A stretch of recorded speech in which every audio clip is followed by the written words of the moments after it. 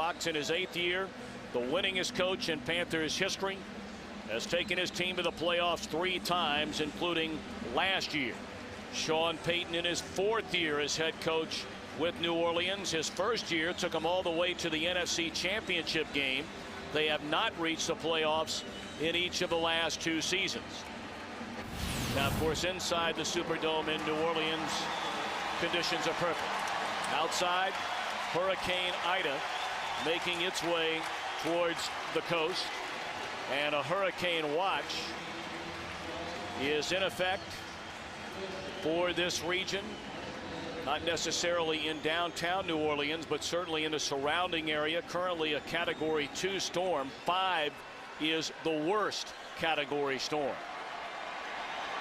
Carolina's won the toss, elected to receive. Thomas Morstead bangs it away, and a very short kickoff is fielded at the 15-yard line by Jeff King, the tight end, and he brings it out to the 25. Jake Delhomme, a native Louisianan, 34 years old, grew up in Beau Bridge, Louisiana.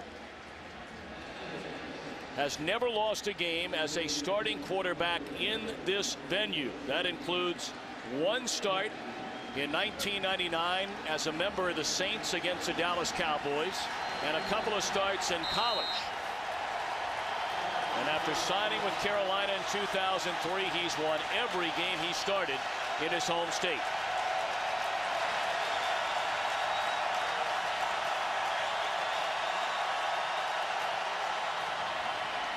Tyrell Sutton activated before the game today with all the injuries on his Carolina team, and they finally bring him down after a pickup of nearly 8. Sutton, a rookie out of Northwestern. Take a look at Carolina and the starting lineup. You know all about D'Angelo Williams, the all-time franchise leader in rushing yardage. Jeff King and Gary Barnidge, the tight ends. They are without a couple of key pieces of this offense. Fullbacks Brad Hoover, Tony Fiametta. They're without Muhsin Muhammad, the wide receiver, and tight end Dante Rosario.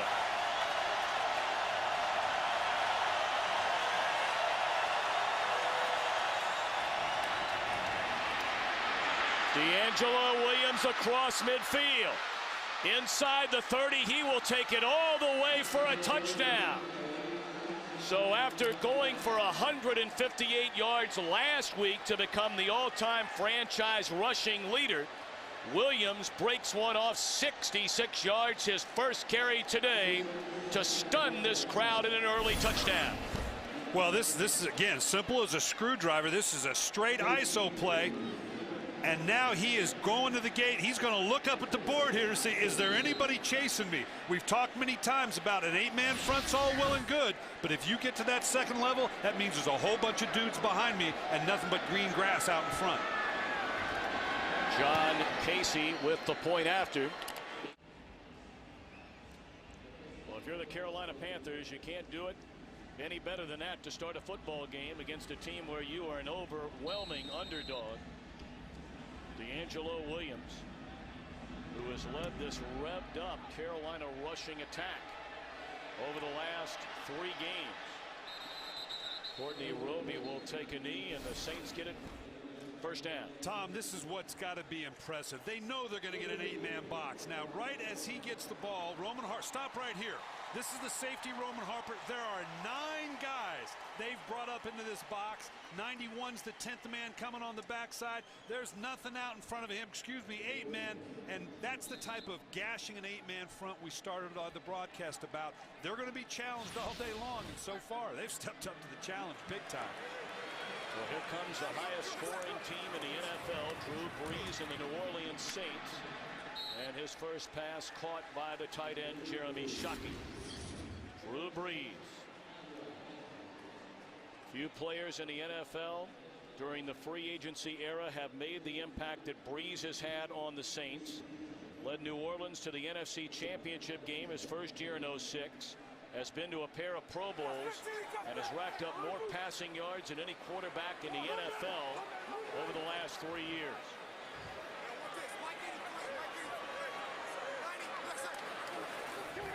2nd and 5. They'll throw it. Reggie Bush. Run out of bounds close to the 27-yard line. It'll bring up 3rd down and 3. Take a look at Carolina defensively. It's been a very good group. We'll check on them in a moment. The rest of the starters offensively for the Saints are led by their outstanding wide receiver Marcus Colston. And up front, we'll certainly keep an eye on Jermon Bushrod, 3rd-year tackle, going toe-to-toe with Julius Peppers.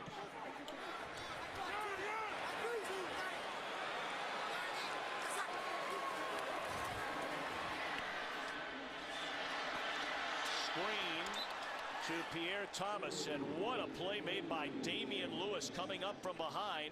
It's 3 and out for the Saints offense. And it's interesting to me the Saints would come out with 3 straight passes. Obviously they wanted to test that secondary. They're without Godfrey at the safety position. They've had to put Sherrard Martin, a converted corner, in at safety, who actually played pretty well last week. But they didn't. They wanted to test that secondary from the get-go, and they answered the test. Thomas Morstead, the rookie punter out of SMU, very high.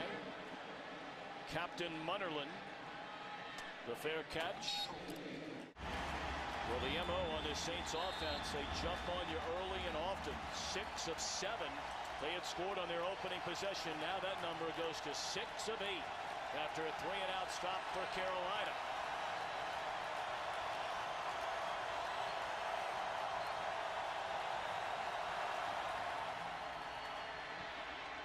Play action, and on the crossing route it's Steve Smith, and he's very close to another 1st down. New Orleans defensively, what a turnaround, and we'll talk about it throughout the afternoon. Now they're missing both starting defensive tackles. Kendrick Clancy placed on IR. Cedric Ellis is out with a knee injury for the next month and a half. Jolan Dunbar again starts for the injured Scott Fujita. An outstanding secondary led by Darren Sharper.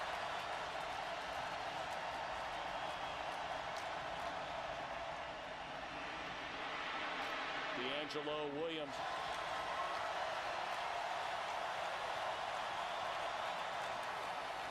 They pitch it to Jonathan Stewart, his first rush of the afternoon.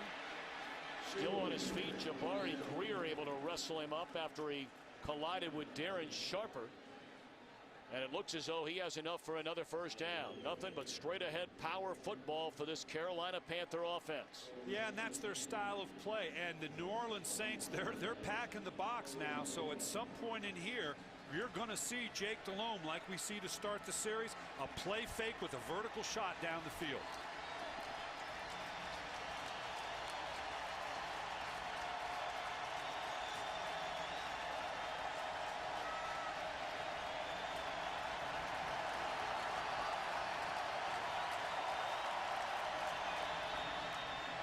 D'Angelo Williams nowhere to run this time. Anthony Hargrove, who has played very well after missing all of last season under suspension, there to make the tackle. We talked about some of the key injuries for these two teams. For Carolina on offense, Muhammad, Rosario, and Hoover. No Charles Godfrey at safety. For New Orleans, no Lance Moore on offense, the other 3 on defense. And they're one of the few teams that carry 2 fullbacks. Tony Fujita's not up either. That was interesting to see how they were going to count for both fullbacks and a tight end down.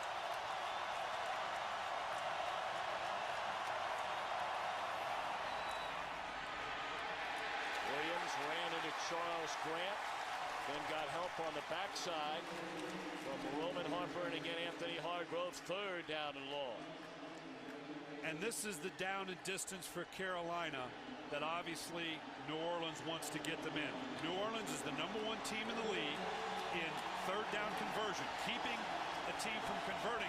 This is not the strength of the Carolina Panthers. In fact, this is where they're smelling turnover.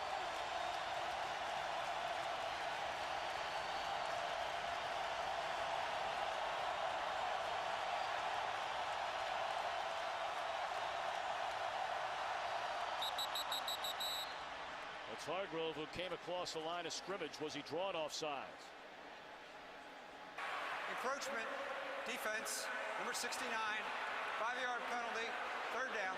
As a play caller, how big a difference? I mean, it sounds elementary, But how big a difference is it 3rd and 11 as opposed to 3rd and 6? Absolutely huge. Defensive coordinator Greg Williams is going ballistic right now. He's got to, because you just doubled the chances of converting on 3rd down, going from 3rd and 10 plus down to a 3rd and 6.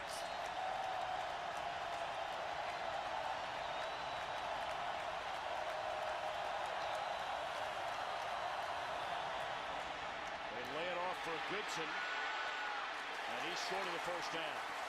So Roman Harper played that beautifully from the strong safety position. Well, Jake Delhomme does not have a natural throwing action. Now, they brought the house here.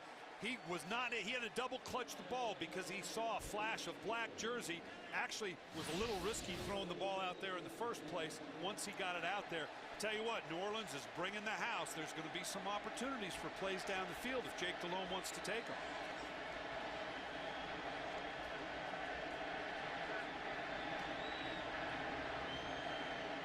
Jason Baker punts it away. Reggie Bush standing at his 10, where he signals for a fair catch.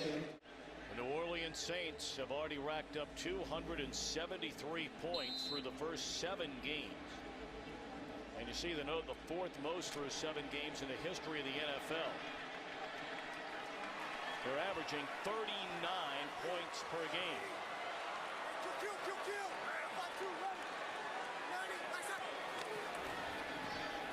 Play fake, Breeze looking down the field, and the ball is loose. Stripped from behind, and the Panthers appear to have covered it up. Beeson at the bottom of the pile with a football. It was Tyler Brayton who knocked it loose out of the hand of Drew Brees. So now Carolina with a golden chance to add to this 7-0 advantage. Well, it's a quarterback's nightmare. Again, they're throwing the ball. He's climbing the pocket very well. Great hustle coming from the backside. You expect pressure up front. You can feel it from the side. But when it comes from behind like this, it shocks even a veteran quarterback like Drew Brees. How about this? At the 11.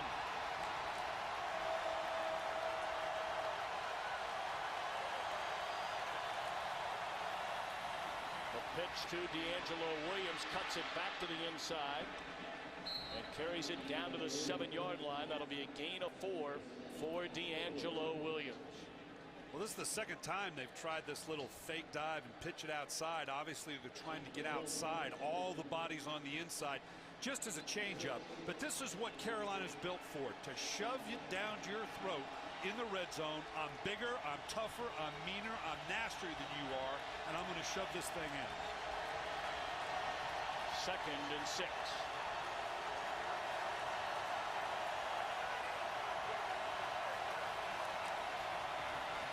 Williams again to the inside, sniffing the goal line, and that is a touchdown. Brian Billick, you just said it. They're going to try and shove it right down your throat, and that's what they did after the turnover. Every defensive player and coach in America will tell you this is the most demoralizing thing that can happen. This is a great run. Watch the hesitation and the stutter. Let the defense over pursue and then cut back, and the pad level of Williams. He was not going to be denied on the goal line. That's exactly the way Carolina wanted to dial that play up. We are barely through. 14-0. John Fox and the Carolina Panthers. We mentioned since John took over as head coach 8 years ago, he has never lost in the Bayou State. One of the games played after Hurricane Katrina at Tiger Stadium in Baton Rouge. Courtney Roby is dragged down at the 22-yard line. Now, if this score were reversed, you would say to yourself, Carolina's in a pile of trouble. They're not used to having to come back and rack up big points. Very different when we're talking about the Saints. Absolutely. I mean, nobody wants to be down 14 points. But if I'm going to be down 14 points, I want to be the New Orleans Saints and the talent they have. They were down by 21 to Miami. They've been here. They're not going to panic. If it were reversed, Carolina's worst fear is to be down. They're just not built to come back. This New Orleans Saints team, they can handle this. Of course, they were down, as you mentioned, by 21 against Miami. Roared back to win that one going away. What a collision. As Pierre Thomas ran into Chris Harris. Harris missed the first 3 games of the season with an injured knee, and since coming back in the lineup, they're 3-1. Well, I think, this is the first run New Orleans has had in 3 series. I think they came out with the idea, you know what, let's us jump up 14-0, because Carolina isn't built for that. But now down 14-0, they're going to get back to that balance that they were known for coming into the game.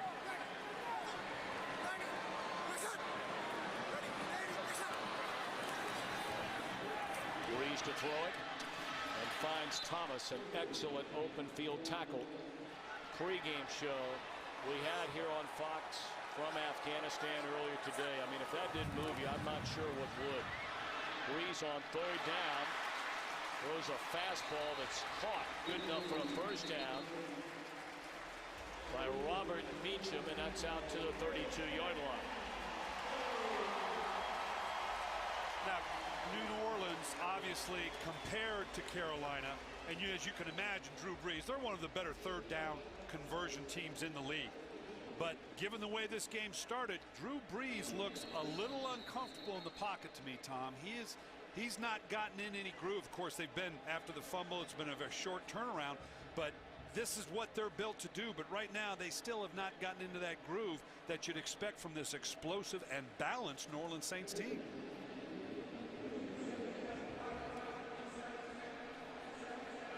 Well, we understand they're resetting the play clock, and at the same time taking a look at Chris Gamble in his 6th season out of Ohio State, a #1 pick back in 2004, and he's slow to come off the field. Well, you hope that's temporary, because both Gamble and Richard Marshall last week against that big, physical, talented Arizona receiving corps, they were up in their face. They were jamming these guys on the line.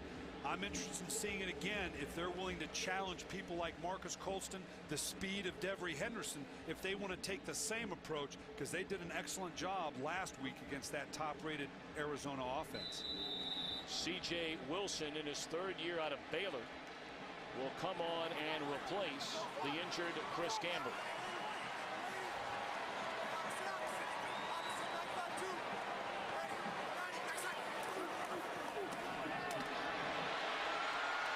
Bush for a gain of 9.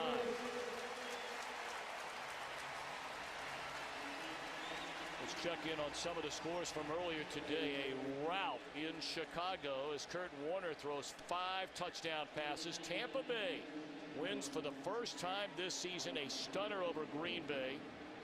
Indianapolis remains undefeated along with New Orleans, the only 2 teams that can stake that claim, in a big win for Cincinnati over the Baltimore Ravens. The Bengals appear to be for real. Mike Bell out to the 45, and that's a first down. Well, now we're beginning to see a little of that balance. Carolina so far, Tom, has played a very loose shell coverage. That means they've got the safeties deep.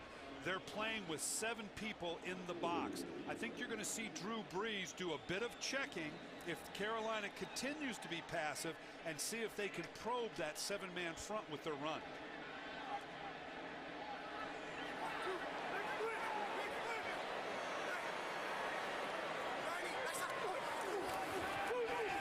Way fake to Bell. Brees under pressure, throws into traffic, and the catch is made to the Panthers' 42-yard line by Jeremy Shockey. That's a gain of 14. The difference in Shockey and Drew Brees is substantial. Here you're going to see Shockey coming off this backside, going to cross the field. They're clearing out for him, just settling in that area. When you talk to Jeremy Shockey, he talks about, you know what? I know now where Drew Brees is going to put that ball. It's where it has to be caught successfully. I can anticipate where it's going to be. Brees 6 for his first 6. Fakes it one way, comes back to Thomas the other way. He breaks a tackle and spins his way to the 32. And we're seeing the full Monty, as it were, with this New Orleans Saints offense now. We're seeing 2 tights, 2 backs, 3 wides, we're going to run the ball. We're going to fake screen one way, come back the other, and everybody's going to get their touches. Right now for Carolina, they're a little nervous because New Orleans has that look of the team that, oh boy, you don't want this team to get into rhythm.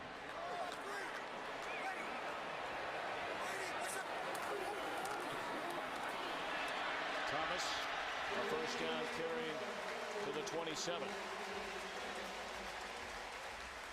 Tom, the personnel groupings that they're rolling through here with the New Orleans Saints, and we've talked about this before. Everybody in the league calls it by numbers. 2 backs, 1 tight end, 2 wide receivers. Of course, there's always 5 skilled position people on the field at a time.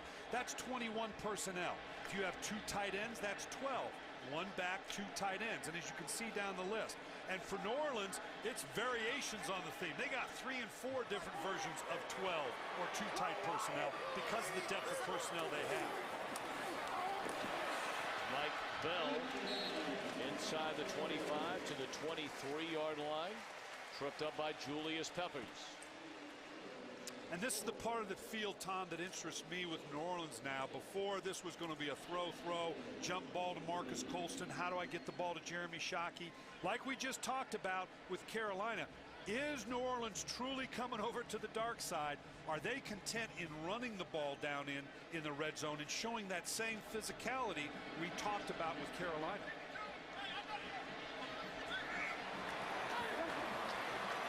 Four receiver set. Thomas in the backfield in a play blown dead. Timeout, Carolina. The Panthers spend a timeout. 14-0 Carolina in front. We're under a minute to play in the opening quarter. A quarter dominated by Carolina. A 66-yard touchdown run for D'Angelo Williams. A turnover by New Orleans set up a second Williams touchdown. Pierre Thomas was wrapped up at the 21-yard line by Hollis Thomas, who spent the last 3 seasons with the Saints and was just signed a little over a month ago and has made a big difference in the middle of that Panther defense. He has, and they were missing that when they early in the season, or actually in preseason, they lost Maki Kimatu, who is a huge presence inside. So Hollis Thomas has given them that big body inside that allows now Julius Peppers and Brayton to be more effective on the outside.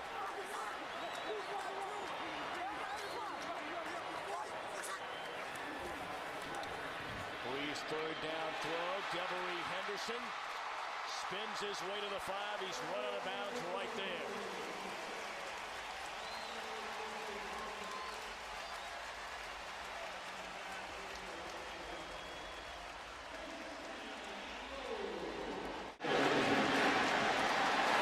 Saints trying to get on the board, trailing 14-0, first and goal from the 5. Got an extra tackle in here. Streif. And he didn't help contain Thomas Davis, who came racing in from the linebacking spot to drag down Thomas all the way back to the 10. Well, here's Streif right here. That's just an extra tackle, kind of like an unbalanced. They'd love to run the ball in here. But obviously this Carolina Panther team now, you talk about a big physical team. I'm not sure they're not going to show a run formation, maybe motion out and see if they can get a shot to Jeremy Shockey or Marcus Colston at the back of the end zone. Both Shockey and Colston in the slot. Breeze across the middle, catch by Meacham. Got back to the original line of scrimmage. All right, third and goal from the 5. As a play caller, you're thinking what? You got to go to your 2 playmakers. As I said earlier, either Shockey in the end zone or Colston, maybe a Devery Henderson or a Meacham running underneath. I don't think you're going to see them with Carolina getting too lax in the middle. I don't think they're going to risk a little trap or draw in here.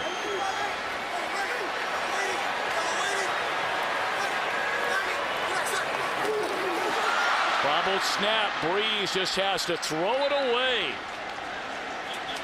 So after marching down the field and having the football first and goal at the 5, the drive stalls.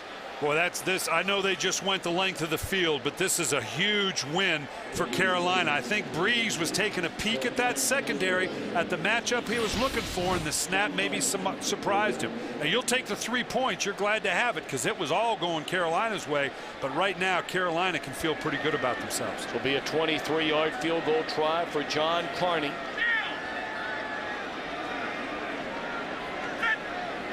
Good snap, good hold, and a good kick. The Panthers out in front, 14-3. 13:41 to play until halftime, and that's a big stop defensively after New Orleans had it 1st and goal at the 5.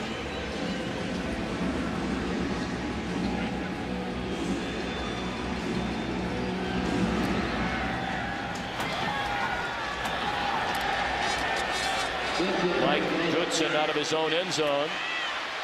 Crosses a 20, still on his feet to the 25, and a flag is down on the field. More than likely they'll back up Carolina, perhaps on a holding penalty here. Holding, receiving team during the return, number 50, 10-yard penalty, 1st down. Well, the leaders offensively early on for the Panthers. Jake Delhomme has only put it up twice. The major damage done by D'Angelo Williams, including a 66-yard touchdown run. And you know Steve Smith is just waiting to go off here if they keep building this box like he did last week. He only had the one big play, but it was huge against the Arizona Cardinals. You know Jake Delhomme's going to be looking at Steve Smith to change the impact in this game.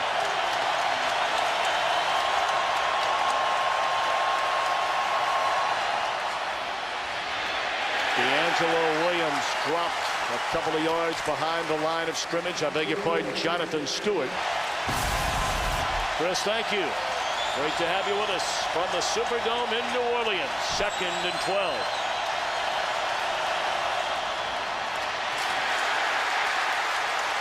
Stewart again, and collides with Jonathan Vilma along with Will Smith. And this is where that inside presence now, or I should say the lack of it, the fact they've had some people hurt, Cedric Ellis, they're really high on Remy Adele and Anthony Hargrove in the way they've come in as backups to solidify the inside of the line, even after some of the injuries they've had. 3rd and 11.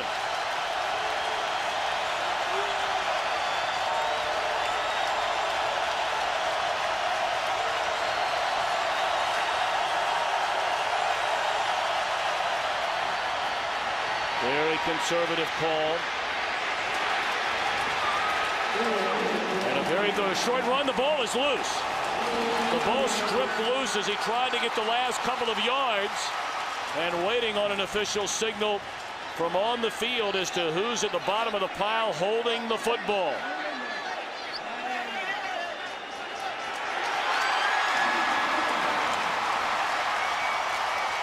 Well, the players are saying it, but okay, now Scott Green says, yep, wow.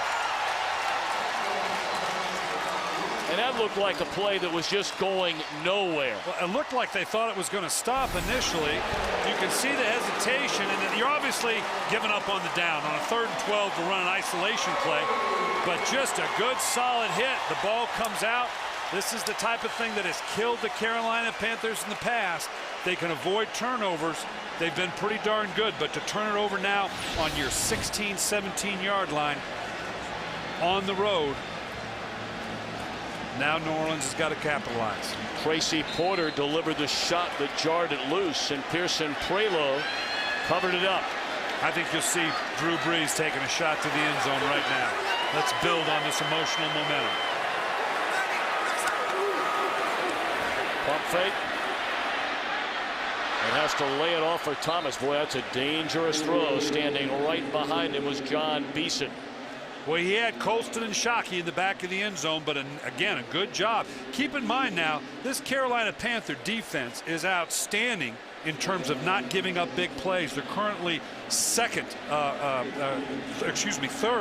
I get my numbers right here. Third in the league in terms of giving up the fewest big play. They tend to be a little conservative. They want to keep it in front of them, just as they did there.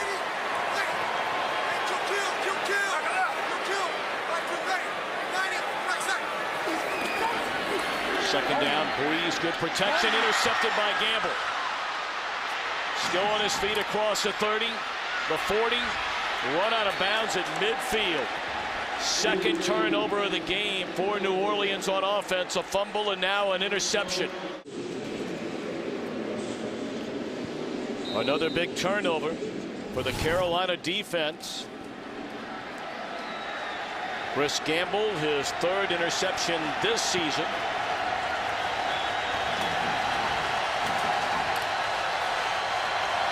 And after the big return of the 45, play blown dead before it ever got started. False start. Offense, number 47. 5-yard penalty. First. Let's go back to the interception. Well, live by the sword, die by the sword. Here you can see Chris Gamble's one-on-one with Marcus Colston. Now, normally that's a good matchup given the size, but right at the top stop, you see Sherrard Martin's overplaying the top. That allows Chris Gamble to underplay a Marcus Colston. They were looking for the back shoulder throw, and Chris Gamble knew exactly where it was coming. And that is the first interception this year for Gamble. D'Angelo Williams wrapped up at the line of scrimmage by Demario Presley, playing in his first game this season after the injuries on the interior, that defensive line, to Kendrick Clancy and Cedric Ellis. We talked about Adele and Hargrove starting, and Demario Presley signed off the practice squad. They like him very much. Yeah, Greg Williams was very high on him, and right now for Carolina, even this long down and distance, I wouldn't be surprised with the run because of this down. It's one of the few times you're not going to see 8 people in the box.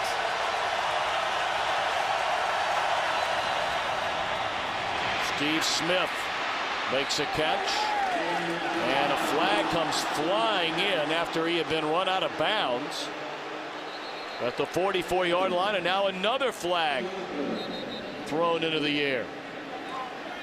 Well, we'll see what this is about. Steve Smith is an emotional player. We'll see if this is a part of it. I don't think John Fox is none too happy either, so my guess is this might go against Carolina.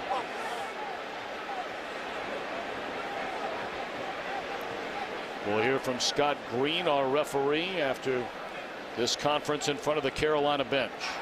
Personal foul. Defense. Late hit out of bounds. Number 32. 15-yard penalty. First down. That's Jabari Greer. Well, I'm not quite sure what John Fox was so upset about. Again, just a little bubble screen here. Steve Smith, one of the dynamic players. Yeah, clearly a late hit. Anytime you hit someone that solidly in the white. Yeah, they said number 32. It's number 42, Darren Sharper. But still a penalty. Now, right there, that's where Steve Smith, you got to be John Fox telling Steve, calm down. We got a play going our way. Don't get us unsportsmanlike conduct on top of it. Passion's great. Uncontrolled passion will get you beat. Well, he's still barking.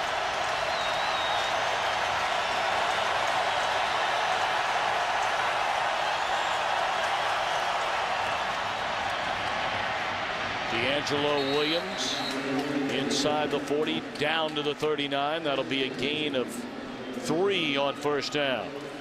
You know, the thing I love about these two backs, both these backs, D'Angelo Williams and Jonathan Stewart, Tom, is they always get you positive yards. May not be a big play, but as a play caller, you're going to be in a manageable down and distance all the time because they're going to get something on every play.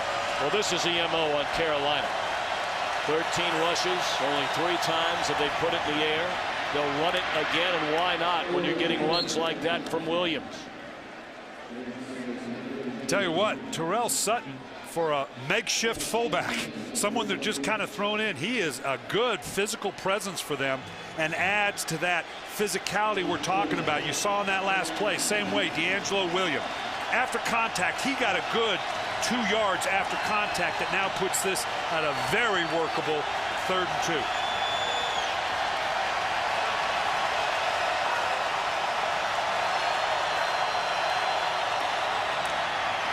Jonathan Stewart leveled at the 30, but not before he picks up a first down. The hit by Scott Shanley. And again, Sutton at 5'8", just 213 pounds, was an outstanding, very versatile back at Northwestern. Caught a lot of passes out of the backfield, carried the ball a lot, and now getting a chance with the injuries to Fiametta and Brad Hoover.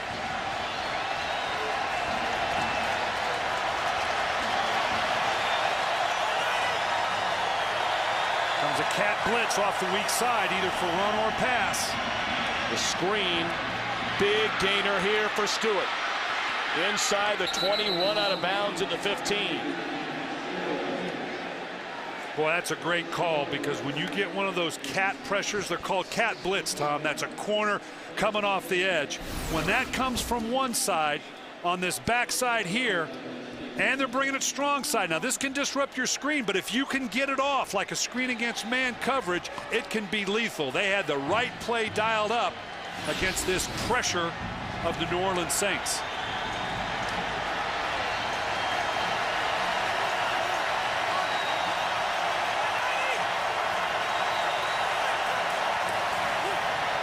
D'Angelo Williams nowhere to go. Running him down is Vilma, who came over prior to last season in a trade from the New York Jets. A #1 pick back in 04 out of Miami, and went to the Pro Bowl his second year in the league. And again, the New Orleans defense here, they know what Carolina Panthers are about. The division rivals, they see each other all the time. They're going to load this defense up, and I think almost dare Jake Delhomme. You go ahead and take a shot down the field if you want.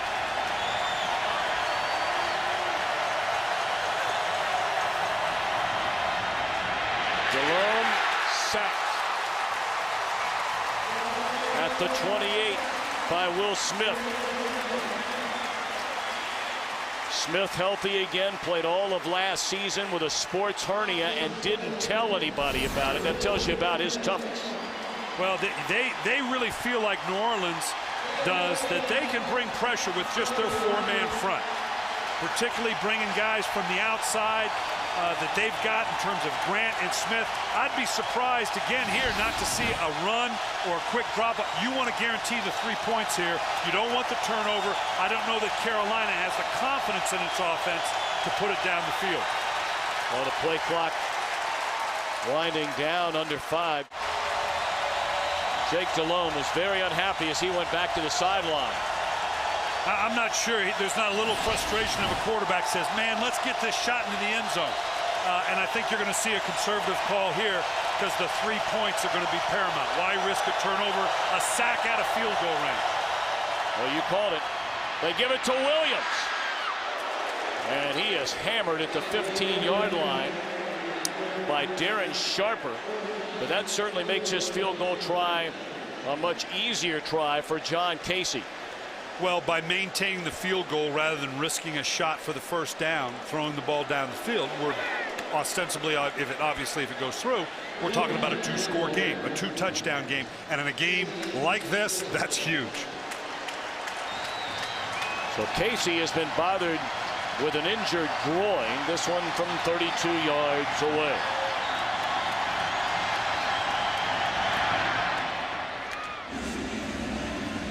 Well, certainly Drew Brees and the Saints not used to looking up at that scoreboard in the first half of the game and being on the short end of a 17-3 game.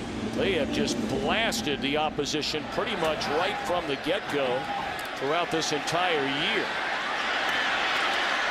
Pierre Thomas handles the kickoff and brings it out to the 25. Now D'Angelo Williams got hit and may have rolled an ankle. Well, watch right here as he goes in. It's a heck of a hit by Sharper coming in. And then right here, boy, close your eyes if you're squeamish, because it looks like even both ankles might have got rolled a little bit. He's okay, though. He's still smiling, ready to go. You're going to have to do more than that to knock D'Angelo Williams out. Well, you'd be smiling 11 carries for 100 yards, too. No, I'd be heading to the hospital, man.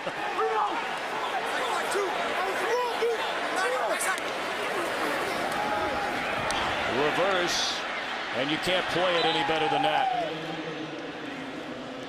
Thomas Davis again there to meet Henderson, and that'll be a loss of close to 6. You know, if you're going to play good defense in this league now, Tom, you've got to be good open field tacklers. Watch how quickly he transitions into recognition and now action. Good open field tackle. This Carolina team is very impressive with their athleticism and their ability to tackle in the open field. Boy, and they got a favorable spot as well. They say it's a loss of 3. Flag down. Breeze lays it off for Reggie Bush, but Gamble drops him at the 28-yard line, and again we wait on the flag.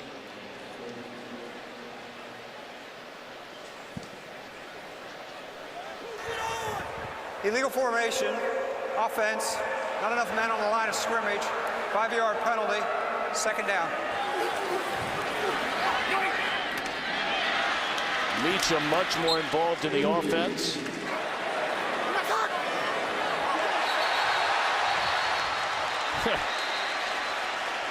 Everett Brown got caught out there in no man's land. And it's, do I go? You think they saw me? You think I can get away? Unabated to the quarterback, number 91 on defense, 5-yard penalty, 3rd down. Yeah, this is, I wonder if I can get away with it right here. And believe me, for just a second, let it go right here. And now he knows this is a little bit offsides. It's like he's thinking, I wonder if they saw me. You think I can get back? And you know what? Had nobody moved, he'd have been 5. So 3rd and 8 now goes to 3rd and 3. Wow, what a difference. Particularly, you don't need to spot New Orleans 5 yards.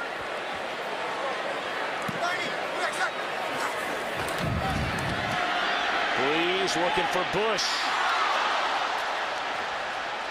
Bush came back to get the ball. That was actually a pretty well thrown ball there by Breeze. I'm not sure if that went in and out of the hands of Bush when he came back to get it. Well, it was again like the throw down on the goal line, the intercepted ball to Marcus Colston. It was kind of a throw back to the shoulder, expecting the athletic Bush to come back and get it. That's just a good play. Yep. You reach up. I mean, I can't say he knew the ball was there, but you got to be impressed with the athleticism and physicality of this Carolina defense. It was Dante Wesley who knocked that away. Morstead a very short punt, and then takes a Carolina bounce. 21-yard punt by Morstead. Delhomme looking down the field. His receiver slipped and fell down. Steve Smith, or he would have had a wide open catch at least for 10. And Steve Smith, they're faking the action pass, the waggle. Now Steve Smith knows he's going to break to the outside. Looks like their feet just got tangled up. No penalty there. You know, they're challenging Steve Smith, but they'll do that because they're going to have somebody else in behind it. They're not going to let, or try not to let, Steve Smith crank off a 70 or 80-yarder against him. Jonathan Stewart wrapped up by Roman Harper. That'll be a loss of 3. 3rd and long. 3rd and 13 upcoming for the Panthers. Now we're apt to see another conservative call here. Looks like Scott Parker's got something for us. Got a question though. Why be conservative here? Even if you don't get it, you'll punt it away and have great field position on defense where they are right now. But Tom, that's who we are. We've got control of the game, and that doesn't mean we don't have faith in our quarterback. But if we get sacked, if the ball comes out, if I throw the ball down the field, it's interception, I give life to this building. I know that's not very aggressive, but this is how we win. And Jeff Davidson is of one mind with his head coach, John Fox, and they've got their quarterback to buy into it. If we have to be conservative because that's who we are, that's what we're going to do. Doesn't mean I won't take a shot here, but boy, Jake Delhomme with his interception woes, right now they're in control of this game. They don't want to do anything to tip that.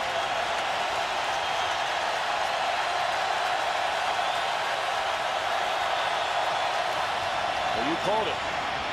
But Williams, a 1st down carry to the 45-yard line. How about that? On 3rd and 12, D'Angelo Williams picks up 13. And right now, I got to tell you, those offensive linemen, and Jeff Davidson, excuse me, is no lineman himself. How much is he loving on a 3rd and 12, a 3rd and 11 call, shoving it down their throat for a first down? Delhomme bobbled the snap and was lucky to pick it up. It's amazing the turnover story for Delhomme and the Panthers this season. Carolina started 0-3, lost 4 of their first 6 games. Delhomme threw 13 interceptions, fumbled twice, and was sacked 13 times in the first 6 games. Yeah, they couldn't get out of their own way. But, Tom, we had them after the bye when they played Washington. And you had a sense, at least a hope on their part. They thought the defense was beginning to come together under new defensive coordinator Ron Meeks. They were gaining confidence there, and they had, what did John Fox tell us? I'm not into benching Jake Delhomme. I'm into resurrecting him. It was all about in the building with the players. How do we get this guy's confidence back? Because we believe in him, and he believes in what they're doing. There's a lot of quarterbacks with that last call, that 3rd and 12 run, and had it gotten 3-4 yards and punting, would have come over the sideline just hooping and hollering and crying in his beer, saying, "Are you kidding me? Let me play." But he buys into what they're doing. 2nd and 13.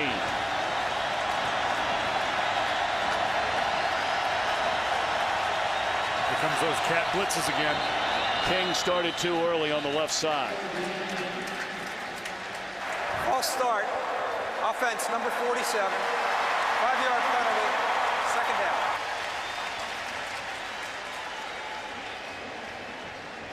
You had all that momentum just 2 plays ago. Then you have a fumbled snap. You lose 3. A penalty backs you up 5 more. Now it's 2nd and 18. And give the New Orleans Saints and this crowd credit, because the emotional tide had gone back to Carolina. Now they got a big hill to climb.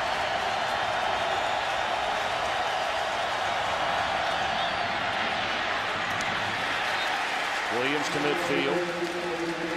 All right, well, a moment ago, you thought they would be conservative, run the ball, turn into a big gain for a first down. Closing in on the 2-minute warning. On 3rd down, will they stay conservative on offense? I think they're apt to, because New Orleans is going to say, you know what, we're going to go passive. We're not going to let you throw for the first down. All right, Brian Billick, every Carolina fan saying 3rd and 16, 2-minute warning. Got to throw it here, right? If you trust your quarterback, you do. But they're in a 2 tight end set. Maybe you dump it off. Maybe you give the back instead of against that front 7. Give them a chance to catch the ball 3-4 yards down the field and turn it into something big. Blitz coming, and they hand it off.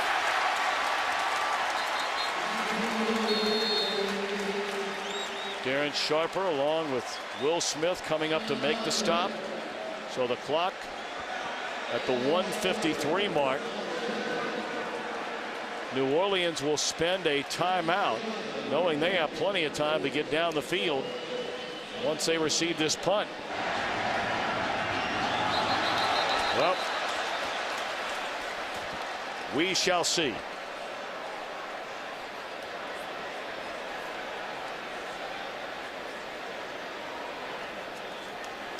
Neutral zone infraction. Number 50. Receiving team. 5-yard penalty. 4th down. So it goes from 4th and 16 to 4th and 11. They'll punt it again. But I tell you what, New Orleans is poised. They sure look like they got single gunners on the outside, or single matched up to jam the gunners outside. They look like they're coming after this thing. Jason Baker's had 1 blocked already this season. They're coming after it. End over end. Reggie Bush from the 10.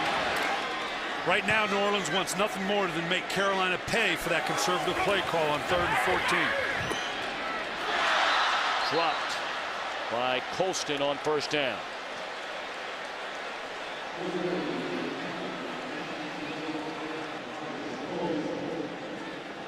Take a look at the Saints offensively. I mean, very good completion percentage for Breeze. But the running game has been extremely quiet. I mean, let's face it, this has been an extremely quiet half. Only 90 total yards for this high-octane Saints offense, which averages 429 yards a game. Reggie Bush makes a reception out to the 27. The Saints are out of timeouts. A minute 30 to play until halftime. And the good thing for the Saints, again, they're built for this. The Drew Brees, this is a walk in the park, or a wedge, as it were, a wedge in the park. But this is what New Orleans is built for, and his ability to orchestrate their offense from the gun, from no huddle, even with the timeouts. I can't think of a guy beyond a Peyton Manning or a Tom Brady that I'd want orchestrating my 2-minute than a Drew Brees.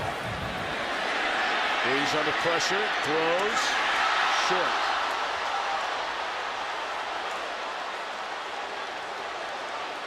Yeah, that's very unlike a Marcus Colston. You know, last year coming off injuries, and yesterday you could see it when we talked about Marcus Colston. I guess it was on Friday with Drew Brees. You see his eyes light up. He sat up in the chair. He loves this guy, and because you don't get a lot of that on Marcus Colston. And a rare drop for him last year, being hurt. That was a big loss for them last year. Him being healthy, Shockey being healthy, a big part of why they're 7-0. Again, a lot of damage the final 2 minutes of a half this season. Gunned across the middle, caught by Devery Henderson. That's a first down to the 45, and the clock down to 45. They got timeouts. Got plenty of time here, though. This is what I'm talking about. If they can make Carolina pay for that conservative play calling to get the ball back in their hands, they can pull back some of the emotion of this game. Bush comes back to make the catch and wisely runs out of bounds.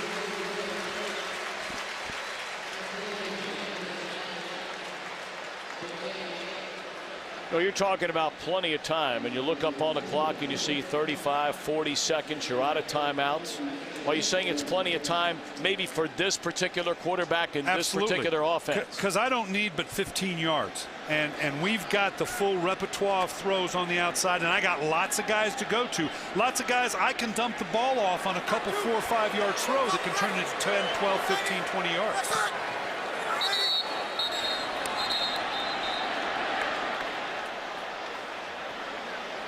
This is going against New Orleans. Full start. Offense, number 19. 5-yard penalty. Second down.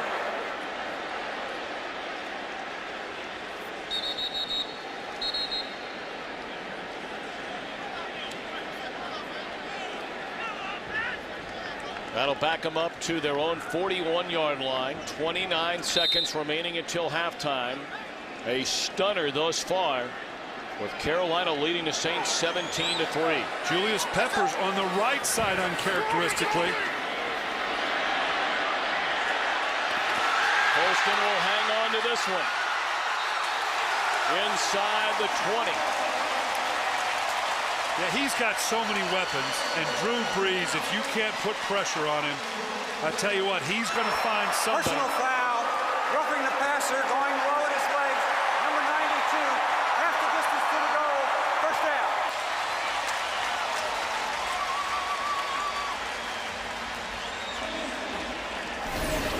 This is just a vertical route against their cover two. Got to have a good jam by the corner, staying on the sideline. He took a peek at that safety. Nice job by Marcus Colston, just kind of knowing where the safety is. And then now we're going to see the late hit on Drew Brees, and it was the low hit. It's the one that they've put in to protect the quarterback. You cannot hit them below the thighs, even if you're blocked into it. This place is going to go ballistic if they come up with a score here, Tom. 21 seconds remaining. Colston to the back of the end zone. Brees to Bush. Nothing doing. He caught it out of bounds. He had Colston right down the middle of the field. The safeties went flat. I'm a little surprised Drew Brees didn't take it. Now 16 seconds. Now you've got no timeouts. Obviously it's got to be throws on this down, on third down, because you don't have time now to run your field goal team on. So it's got to be a touchdown, throw it out of the back of the end zone, and if you throw it wide, you better get out of bounds if it's not in the end zone.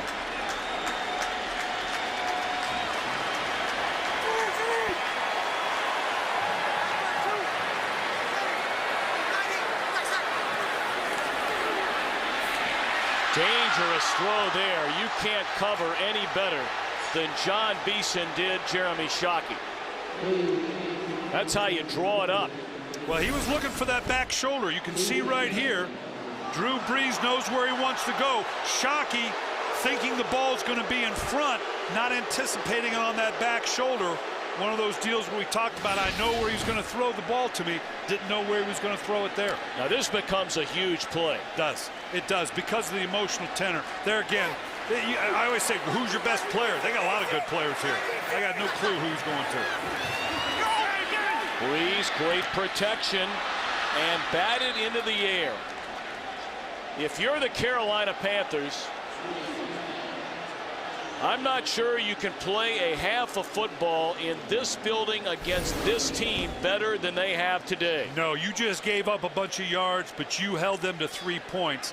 You'll have enough to talk about the big plays that put them down in scoring position, but the Carolina Panthers are going to feel good, all but leaving the half with a 3-point score against them. They're going to feel good about a half day's work so far. That was Everett Brown, the rookie out of Florida State, who knocked that pass down. 25-yard field goal try by Carney is good to make it 17-6. The 9 points would be 6 points, I beg your pardon, would be a season low in the opening half of the game for the Saints. They had scored 10.5 twice against Buffalo week 3, against Miami 2 weeks ago, and only 6 in the opening half here today. That's Gary Barnidge on the final play of the half. Well, earlier this week, Morton Anderson, one of the all-time greats in the history of the NFL, inducted into the Saints Hall of Fame and made it official in front of this sellout crowd at the Superdome at halftime. So the Saints are going to get the football to begin the second half, and they'll get it at their own 20-yard line, trailing 17-6. Some of the numbers from the first half, and certainly turnovers a big factor. The Panthers scoring 10 points off the 2 New Orleans turnovers. And that's what the Carolina Panthers are about, and the differential in passing yards versus running yards, real clear cut, the personality of these two teams. New Orleans, what those numbers show you is New Orleans hasn't been able to reach the balance that has been so good. Here you can see working on Williams on the sideline. Hopefully he'll be fine when Carolina comes back. Brees rolls out, first play of the second half, and completes a throw to Jeremy Shockey out to the 27. I'll be a little surprised if New Orleans doesn't try to reach a little more of that balance, Tom, that we talked about that they've been so good at. Obviously, the way the game kind of got away from them, they started out with 4 or 5 straight throws rather than running the ball. I would imagine a more even-handed approach here on this drive if they can sustain it. They've only had to make one big comeback this entire year. I mean, a big one. They were down 21 to Miami. They trailed at one point 24-3 of that game, then 24-10 at halftime. And again, we keep an eye for this entire region on Hurricane Ida off the northern Gulf Coast, roughly over 100 miles away right now, but closing fast. And right now, thankfully, a Category 2 storm. Lloyd knows this area has had more than enough of that. Yeah, don't need anything more than that. This is Shockey territory to me, or Reggie Bush. 3rd and 3, the slant to Devery Henderson. Or Devery Henderson. Inside the 30, being chased by Gamble, who will catch him at the 10.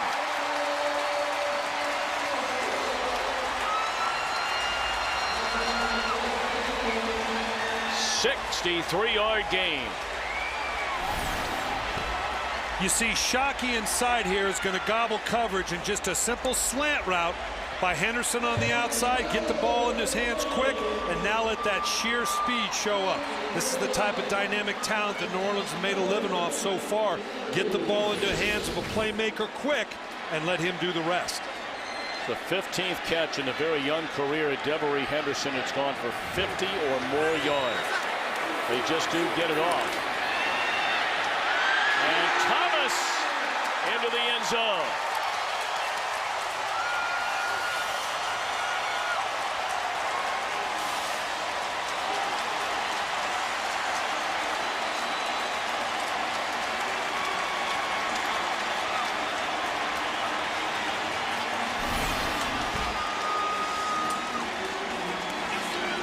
Now just simple again, just what New Orleans wants to do, wants to bounce the ball to the outside. The physical play of Pierre Thomas, the physical style of New Orleans running game is what differentiates them this year from previous years. That took all of 1 minute and 46 seconds, 4 plays, 80 yards, touchdown and an extra point. Pierre Thomas, a touchdown run from 10 yards, capping that 4-play, 80-yard drive. 17-13 Panthers.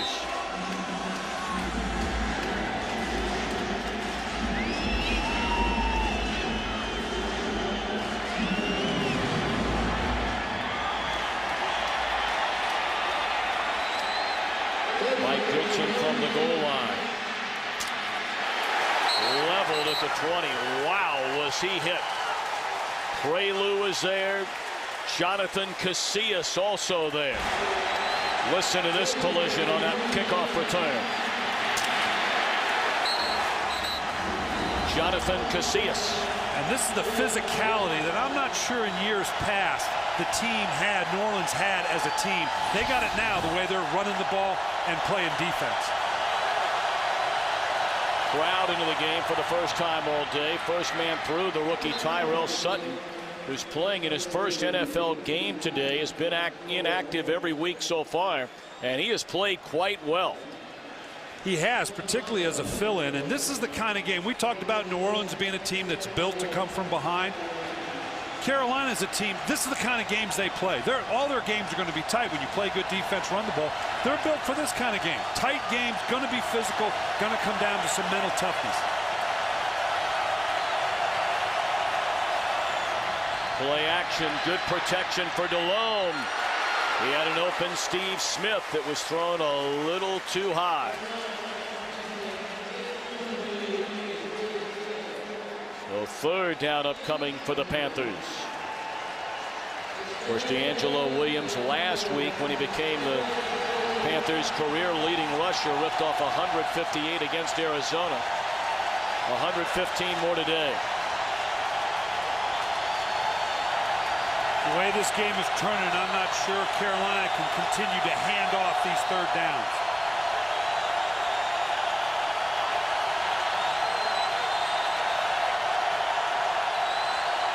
They just do get it off.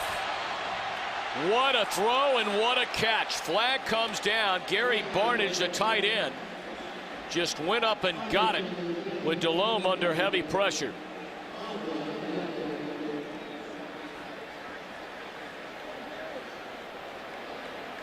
Interference, defense, number 41. Penalty is declined. First down.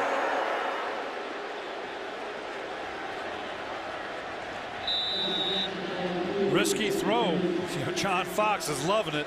That's one of those throws that has victimized them in the first part of the season. Kind of just throwing up a jump ball, but Jake Delhomme step up and make a big play when needed.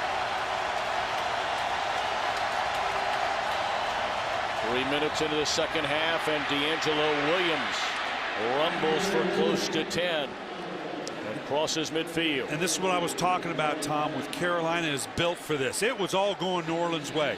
The emotion, the building's rocking, and they understand that. They just keep chipping away. They keep chipping away. It's not the most aggressive of offenses, but they know this is the kind of game they're going to have to stay in. They're built for it, both physically and emotionally. And John Fox, this is how he's built this team. It was a gain of 10, so it's a first down.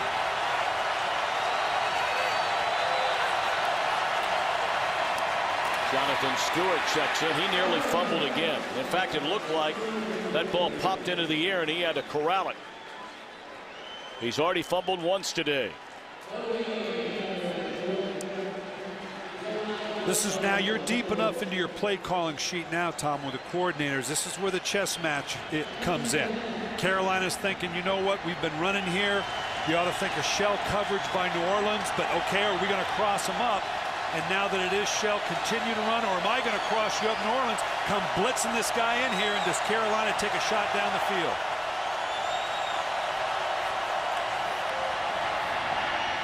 Wayne Jarrett very close to another first down in his third season out of USC. Has had two very disappointing years after breaking every Trojan receiving record. In fact, broke the all-time Pac-10 record with 41 touchdown receptions.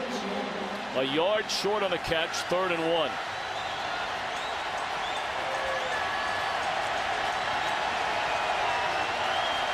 Usually just a quick dive to the fullback from Carolina in these situations. Throw it to Jarrett. First down. You know, Jarrett is much like Musa Muhammad, who obviously is not playing today, the longtime big physical receiver. And Jarrett Smith at this size, you say coming out of SC, 6'4", 219. You're right. He has been a bit of a disappointment. The young man wants to be good. He's from New Jersey. He's got a little bit of toughness about him. And if you're going to play receiver for the Carolina Panthers, you better be able to block. And once you get the ball in your hands, have a physical presence about you. And the kid's got that kind of capability. Safety down the box. Good protection and good coverage by Darren Sharper, step for step with Jeff King.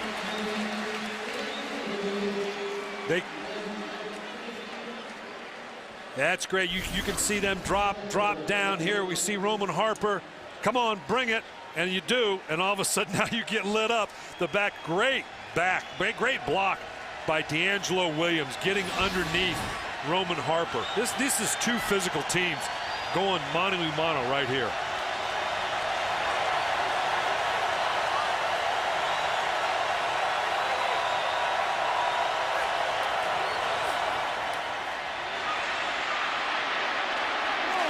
Williams dropped it to 32, and again Harper coming up to make the stop. Boy, Harper's all over the field. He's their leading tackler on the season. He is the lone starter in that secondary that has been lit up over the last number of years by Steve Smith. Everybody else is new. That's good, because he's got a short memory and the other guys don't know. But you know, they're doing a good job. They're not going to give Steve Smith too much one-on-one. If you're going to beat him, you're going to have to beat him with somebody else.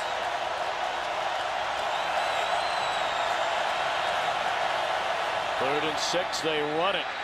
And Williams with a man to beat to get the first down. He beat him. It is a first down. Tracy Porter tried to make the stop. It looked like he had the angle, but Williams ran right by him, a gain of 9. And look at him put this into another gear. He gets to the outside. This is just, I got to outrun, and I got to outrun an NFL corner. That's not easy. That's power, that's speed. Carolina probably runs more on 3rd and mediums than any team in the National Football League. Well, what does that mean? Third and 3 to 4 to 5 to 6, where most teams are going to throw the ball. Blitz coming. Catch is made by Smith at the 20. And he is stopped right there. That ball was tipped. That big pack right in front of Jake Delhomme. But the catch is good for a 3-yard gain. Just all of a sudden a defensive lineman pops up. That's a quarterback's worst nightmare. You're not going to get home on the rush. A good defensive line all of a sudden trained to just stop and throw your hands up. That's when bad things happen. 2nd down and 6. Extra wide body is checked into the game for Carolina. Blocking for Jonathan Stewart. And he's close to the 15. It'll be 3rd down.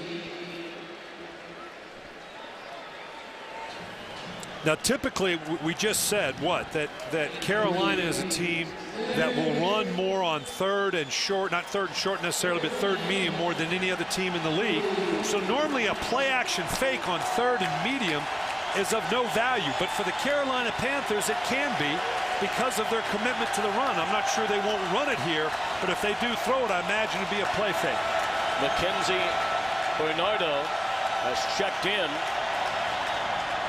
as an extra wide body up front. And it's a first down carry. Jonathan Stewart inside the 15. Well, they're going to measure for sure. It looked like he got it.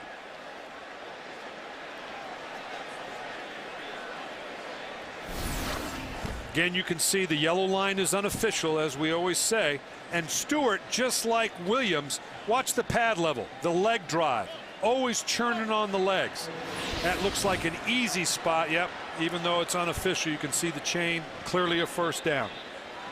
Yeah, and this is on third down now. Again, this isn't Carolina's strength, but right now they're sitting here at 4 for 4 on this drive on third down, and most of them are on runs. And that's uncharacteristic of any team in the National Football League, but it's set up by that philosophy we keep talking about. We're going to pound you, we're going to pound you, we're going to pound you, and we're not afraid to do it on third and medium. 14th play of the drive.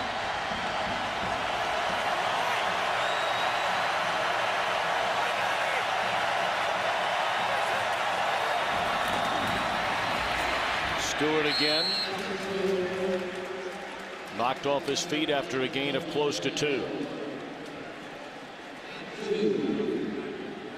And the other thing this does, not only are you picking up valuable yardage, not only are you now knocking on the door of the 10-yard line and sniffing more points, you keep that other team's offense standing on the sideline. And the emotional response. This building was going nuts with the big drive by New Orleans, and Carolina, by sheer force of will, has taken it back. Drive consuming 7.5 minutes so far. Stewart bounces off a couple of tacklers and is inside the 3, down to the 2. It's first and goal, Panthers.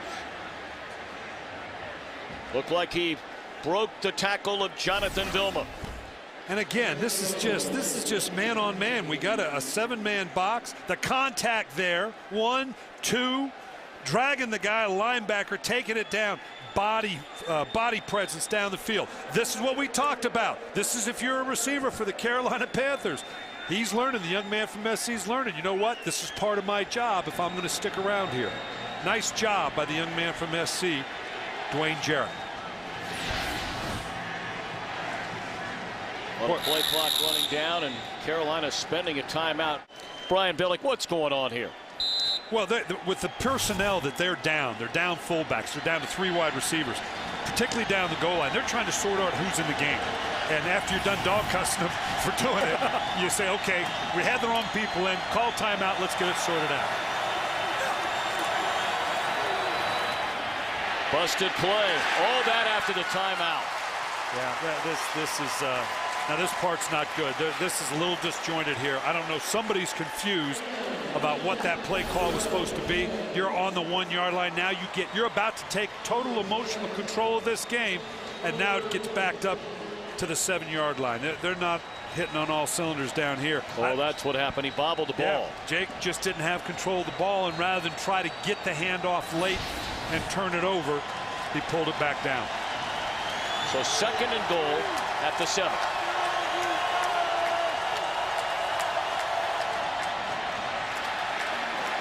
Sutton maybe to the line of scrimmage.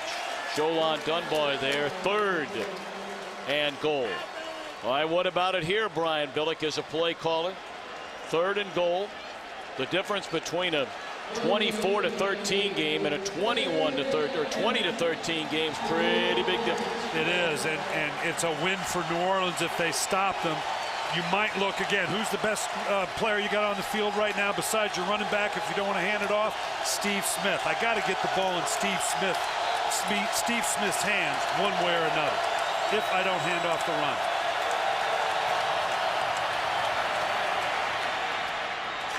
Right through the hands of D'Angelo Williams. That should have been a touchdown. He was looking for Steve Smith in the corner, and as good as this drive is, and you got to like it here, you can see he's staring down. He's got Steve Smith to the left. He's looking, not there. Is there some way I can salvage this? I don't know that that's Williams' forte, so to speak. Jake Delhomme, he knows right there, boy, we needed a touchdown. We'll take the 3. but that may come back and haunt us. See if they get the 3.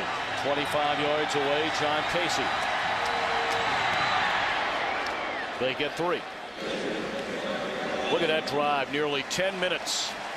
19 plays, 73 yards. They wanted that touchdown, didn't get it. Nah, but they'll take the field goal. Again, this is their philosophy. U.S. military personnel watching this game, God bless you all and thank you for your service.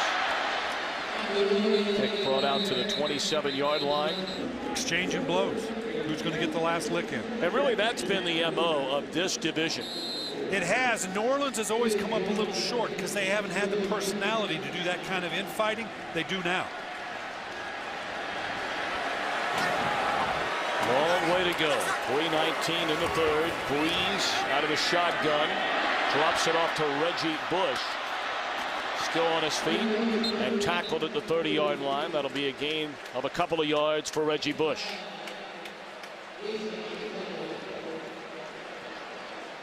You know, Reggie's become kind of the forgotten man to a degree. They've got this three-headed monster now at running back with Pierre Thomas, Mike Bell, 2 physical style runners. What a great changeup to come to Reggie Bush. But naturally, and then you talk about Marcus Colston, Jeremy Shockey, and Devery Henderson. Not a lot of touches for the first-round draft choice out of SC.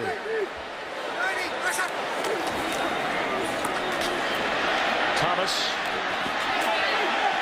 is run down by Davis. Coach Sankey, and of course you go back to that 2004 draft where Manning said before the draft, I'm not going to play. I don't want to play for San Diego. But don't forget, it's all Manning and Rivers. Who's the 11th pick? Ben Roethlisberger. You better believe it. Out of Miami of Ohio, and has already won a couple of Super Bowl titles. Eli's won 1. That's good enough for a first down on the give to Mike Bell. Yeah, and that's the physical part. How about that? A 3rd and 2, and the New Orleans Saints run the ball. I don't know. I'll have to go back and look. I don't know how many times they did that last year. Probably not a lot, but this is the total weapons that they have. This is a great game. I tell you, the emotional response of each team to the other. One gets momentum. They just had a 19-play drive, 73 yards. Now New Orleans comes back, and they're on the drive.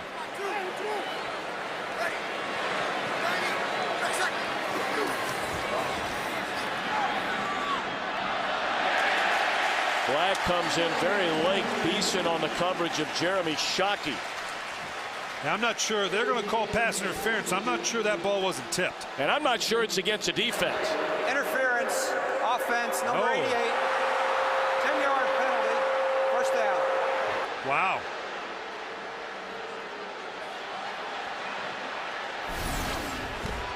And I'm not quite sure who they're referring to. Oh, the offense. I'm sorry. It wasn't. Yeah. I'm so used to not hearing an offensive call. Well, it looked like a pretty ticky-tack call. I don't blame the crowd for being upset. Yeah. And you saw the errant throw.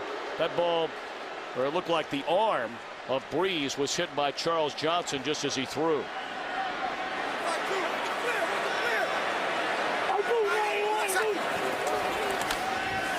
Play fake. Bush, a one-handed catch. And he's up to the 38. Well, no one never said this guy wasn't a great athlete. This is just a great one-handed grab. Never really has to even bring it into the other hand. Puts it right to the tuck. Turns into a ball carrier here. And Reggie Bush has had to kind of, not that he's been a troublesome player, but, you know, you're a prideful guy. You want to get a lot of touches, but you're 7-0. Everybody's playing well. Really not much room to say much when you're not getting the touches as a competitor you'd like to have. Bush, a rare carry, and he's out to the 47-yard line. For Reggie, that's only his second rushing attempt today. He's not had more than 6 rushing attempts in any game over the last 5 weeks. And for Reggie Bush, it's about being the complete player. And with the power running backs you have in Pierre Thomas and Mike Bell, they've got a nice balance right here, and he knows he's a part of that. Momentum-wise, an important third down for the Saints.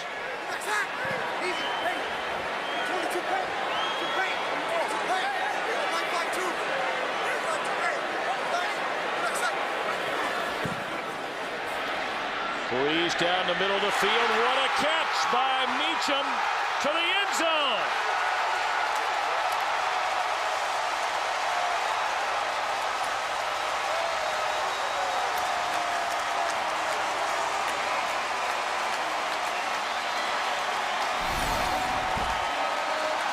Now he's doing a lot at the line. I don't know if he's faking an audible or he's actually going to it, but he ends up with a 3-by-1 formation with 3 verticals. Robert Meacham down the middle of those 3. Great catch and run. This young man, they've had a lot of expectations for him coming out of Tennessee. I don't think he's had a bigger play in a Saints uniform than that one. Point after by Carney.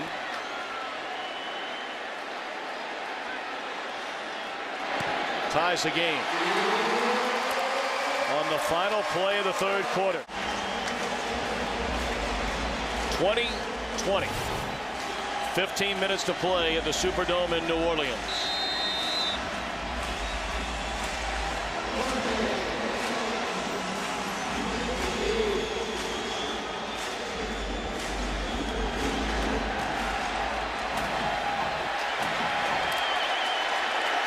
Panthers get it at the 20. Yeah, Tom, this is just a 3 verts on the outside. They're just going down the field. I'm not sure Richard Marshall shouldn't have hung with this 3rd receiver down the middle with Meacham. And again, not right there. You saw there Chris Gamble, not much of a tackle. Did not do a good job making the play. He's had that early quad that he had in the first quarter. I don't know if that's a factor, but it looked like Marshall should have carried the center receiver further down the field rather than putting that on Chris Gamble's plate to fall off and make the play.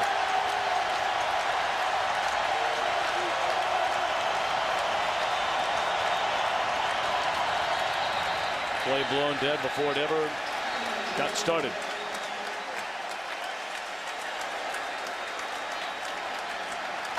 Snap infraction. Offense, number 67. 5-yard penalty. First down. What a game it's been. Big rushing day again for D'Angelo Williams and his Panther offense. Drew Brees in the second half. The Saints have run 10 plays of offense in 2 possessions, 153 yards and 2 touchdowns.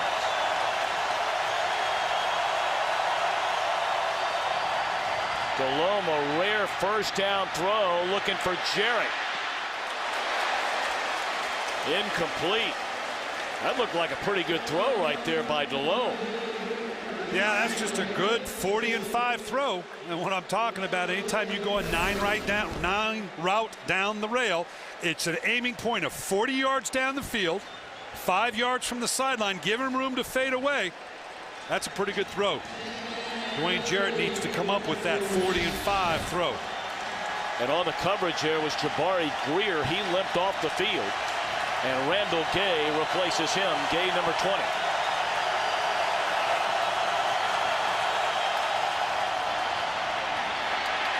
Williams looking for some room, and none is there.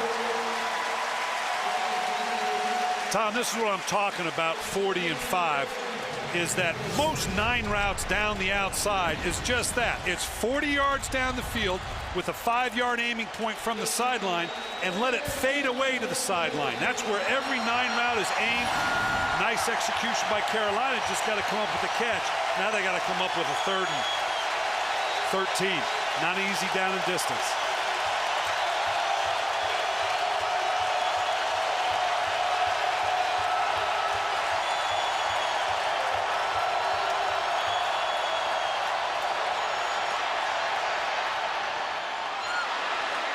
They convert 3rd and 13 on the throw down the middle to Kenneth Moore.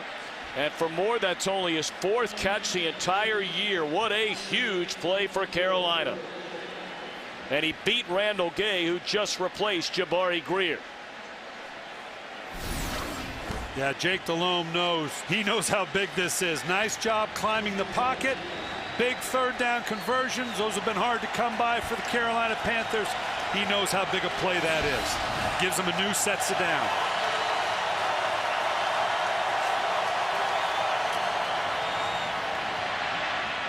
What a catch. Then a drop. Is it a completed pass? Injured on the play is a tight end, Barnidge, who had it initially. And what is the call on the field? They're saying he caught the ball, and I believe, and that the ball went out of bounds. Fumble forward out of bounds. Ball will come back to the spot of the fumble. First down. Right. They'll bring 49. It back to where he lost it. Yep, at the 49. Porter stripped it away, it looked like. And it's just a crossing route here, him coming across. Now, I want you to watch where this ball is. How Jake Delhomme's balls, we've said this for a couple weeks now, Tom, have just seemed to be a little high. And he loses control of it on some high throws. That easily could have been bounced up in the air and picked. Nice catch. This is a catch and a fumble. There's no question about it. I don't think we'll see a challenge on that.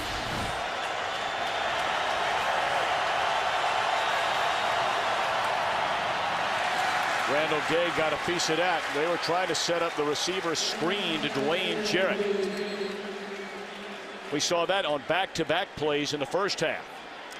Yeah, and we keep seeing these corner blitzes by Greg Williams and the New Orleans Saints defense. And the corner blitz, again, that cat blitz is just coming off the edge. You're going to see him coming up off the top and right in the slot. And right now it just jumps up in the face. If you can get it off, it's a nice matchup on the outside. But all of a sudden, the guy uncharacteristically coming free from the outside.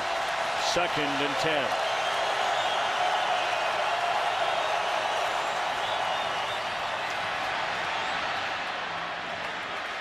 Williams, a catch out of the backfield, wrapped up by Vilma, but that's a gain of 7.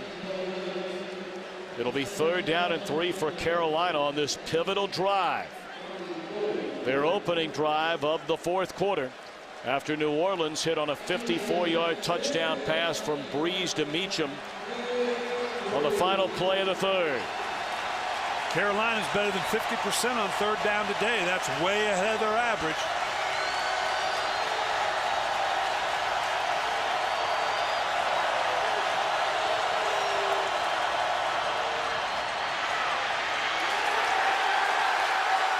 Stewart stuffed.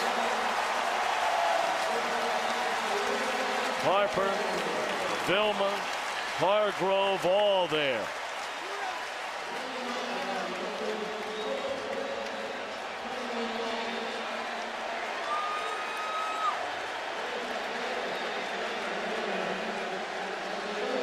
You can just hear the energy in this building build now, Tom. This is going to be fascinating to see if now New Orleans, with this little bit of a break, can take control of this game with a 20-20 tie.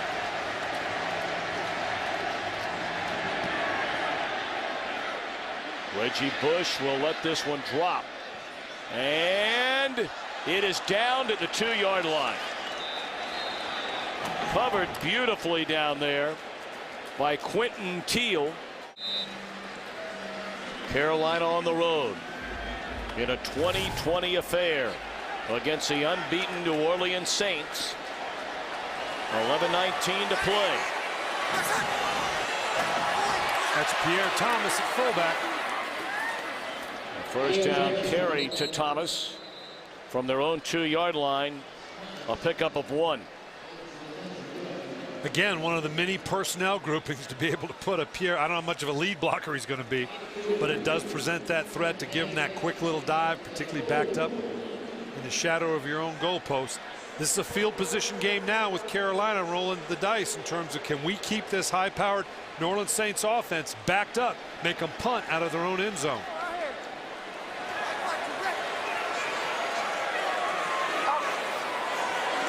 An extra tackle, Zach Street checks in, and Breeze to Thomas out of the backfield, and that's a first down and more. All the way out to the 21. An injured Panther all the way back at the 10.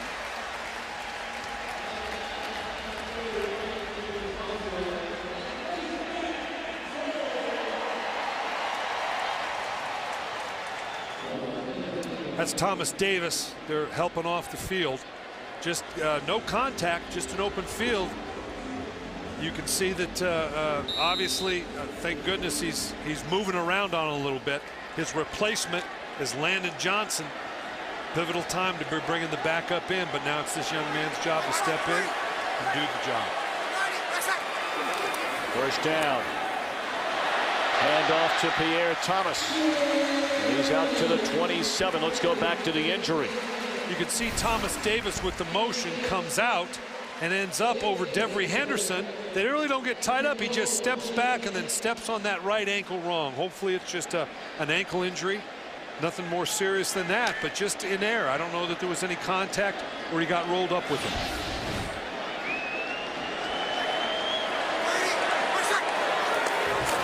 Second and 4. Reggie Bush, a first down. Steps out of bounds at the 37-yard line.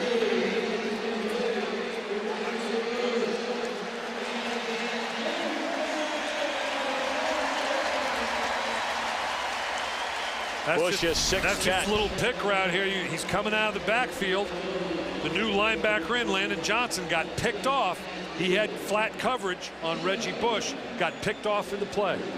Should be noted, Landon Johnson, for 4 years, started 53 games for Cincinnati, so he does have some experience.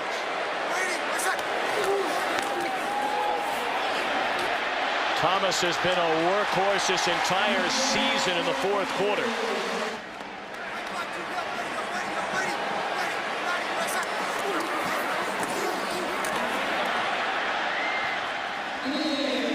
Thomas to the 45-yard line. That'll be a pickup of 6. Now the Saints have basically run themselves out from the shadow of their own goalpost, Tom, and I don't know that we'd have seen that from the New Orleans Saints the last 2 years. This is the physical running game that we're talking about that now for the first time in this game is really beginning to manifest itself, and they obviously have confidence in it. Now they've got a backfield of Bell. We've seen Thomas and Bush. Now we're seeing Bell and Bush. They're using all their assets. And they throw it to Bush. That's his 7th catch of the game. And it's a first down to the 40.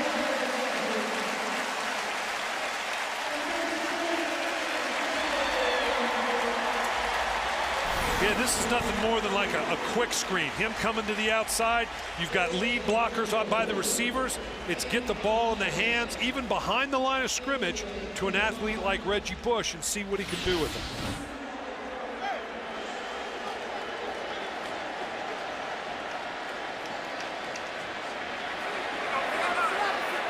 Fifth 300-yard passing game of the season for Breeze.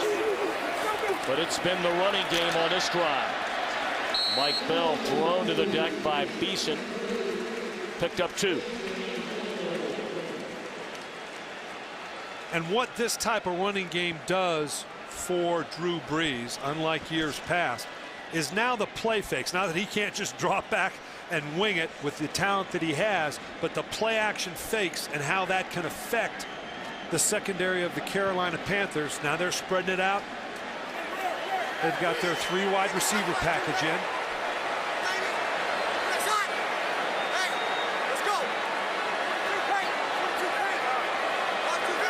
He may like this matchup on Shockey down here.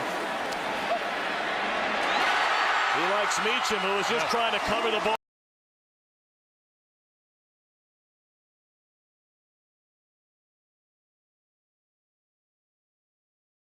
Was doing that or not? Looks like Meacham now. Looks like maybe he's just cramping up a little bit. Meacham is down here on the ground. Obviously, he's trying to keep that calf stretched out. I think he's just tying up. Again, he's in the slot. Just the 3 verticals the same way. Again, Marshall needs to get more of a jam on Meacham. He needs to carry him down the field more rather than think that the corners are going to fall off and make that play. Big game for Meacham. He had the 54-yard touchdown catch. Meacham able to jog off the field. He's okay. 2 yards shy of 100 receiving yards on the day. 6:09 and running. Saints have it first and 10 at the 16.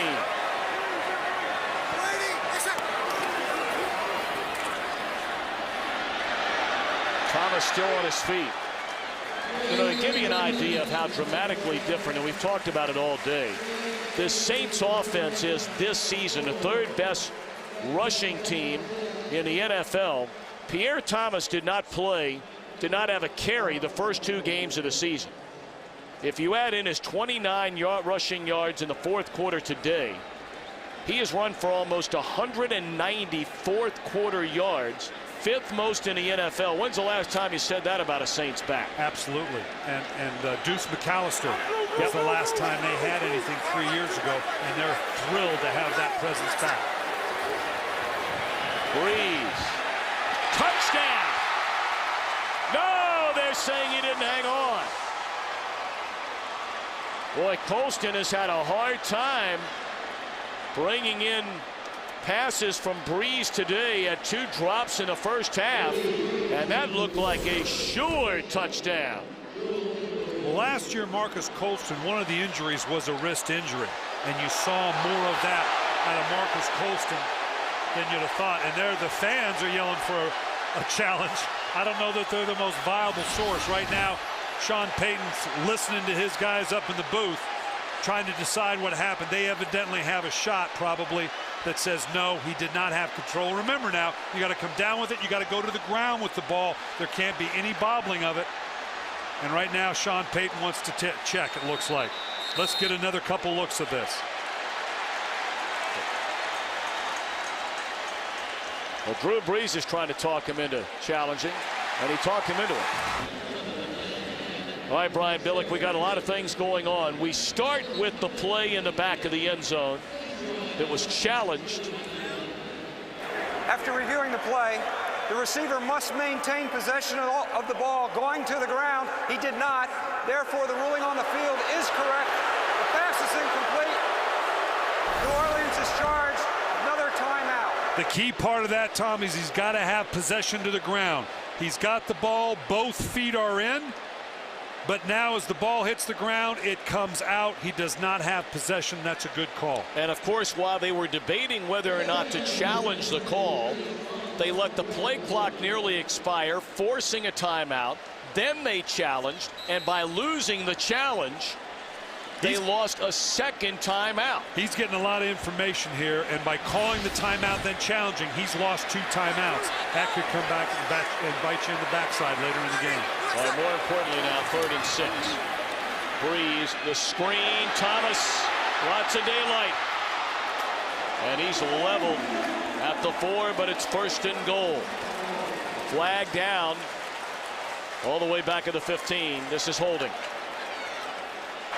Holding, offense, number 73.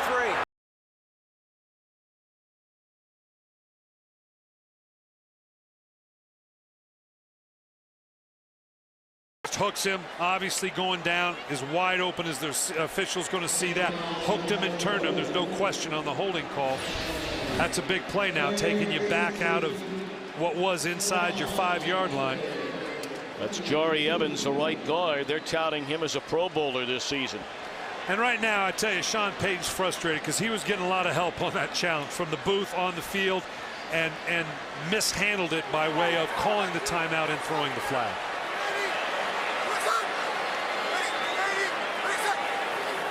Third down and 16. Into traffic. In and out of the hands in the end zone of Colston, who appears to be shaken up. Oh, he's all right. Well, that's the kind of faith Drew Brees has with Marcus Colston to go ahead and throw it right back into that spot. Nice job. There's a lot of bodies around there. That's a heck of a throw. Well, hit him right in the hands. Yeah. Again. He just couldn't bring it down. There's just too many bodies. A hit there, push there, hit from behind. There's a lot of bodies pushing and shoving there. 40-yard field goal try by John Carney to give New Orleans the lead. It is good. What a game in the NFC South. The Saints unbeaten on the year in front of Carolina, 23-20, still 4:36 left to go. And well, Coach, you talked about the confidence we heard from John Fox in Carolina. Despite being 3-4, going up against this unbeaten Saints team, they played very well, but can they now deliver? Well, they're going to have to do it a little bit with the passing game. They're going to continue to pound away. That 8-man box isn't going to scare them. but it's going to present some opportunities that I think they're going to have to take advantage of in terms of the play action fake and throwing it down the field.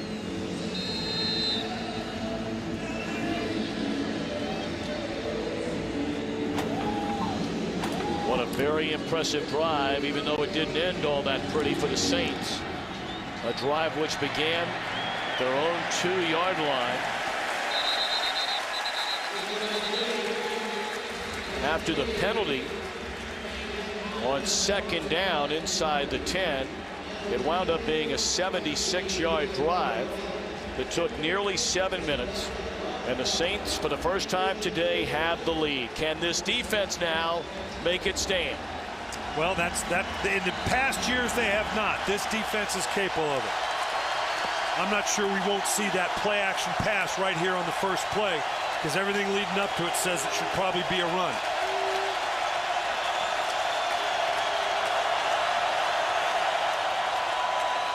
You called it play action, but an underneath throw to Tyrell Sutton, and the rookie out of Northwestern, playing in his first NFL game, has showed himself quite nicely here today. And with the way they're running the ball, these little play actions, look down the field, not there, drop it off to the back. There's yardage to be made there. That can be an extension of your running game. We're going to probably need to see a little more from Carolina in that regard, along with a strong running game.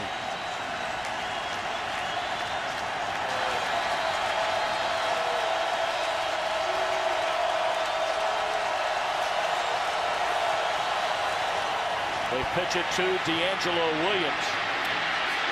He turns a corner, steps out of bounds. Pretty nice pickup on 1st down for Williams. Well, the injury a short while ago to Thomas Davis. And they now will take him off on a cart, and we certainly wish him the best.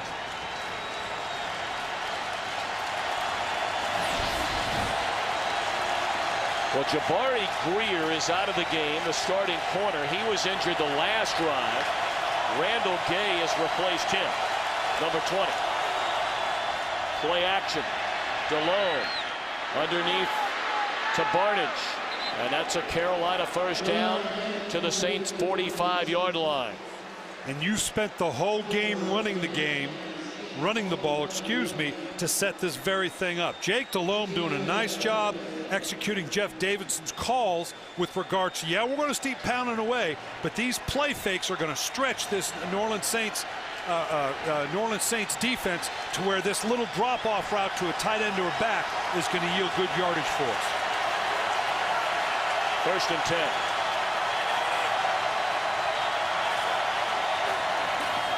Little delay to Jonathan Stewart, and he's tripped up down to the 42-yard line.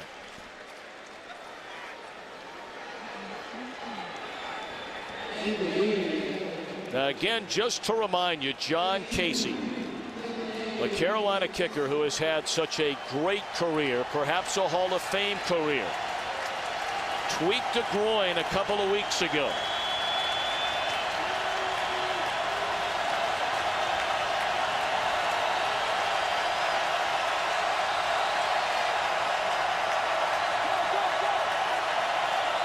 Blitz coming. Looking for Smith. Incomplete. Well, they take that coverage all day long, Carolina would, but Smith didn't know it was coming or either lost the ball in the lights. Well, it's some kind of miscommunication. He wasn't sure where the ball was coming. Jake was all the way down the field looking for a vertical. Steve Smith looked like he didn't even know the ball was on the way. That the coverage was high. I didn't think you were going to me. Well, this is 4 down territory, trailing by 3 here. Wouldn't you think? Yes, and particularly with a team that's willing to run it the way, although this alignment right here would indicate it's going to be a pass unless someone motions back in to run it.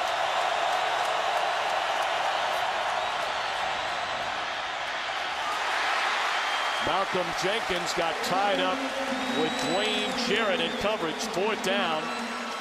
And with 2:51 to go, the Panthers do have 2 timeouts left. Well, you got the matchup you want. Dwayne Jarrett's got the size, but there's just not the accuracy of the throw. When you see a Drew Brees make that type of throw, back shoulder, right on the shoulder of the receiver, Jake Delhomme having to just kind of throw up a jump ball, hoping that the size of a Dwayne Jarrett could go up and come down with it. 4th down.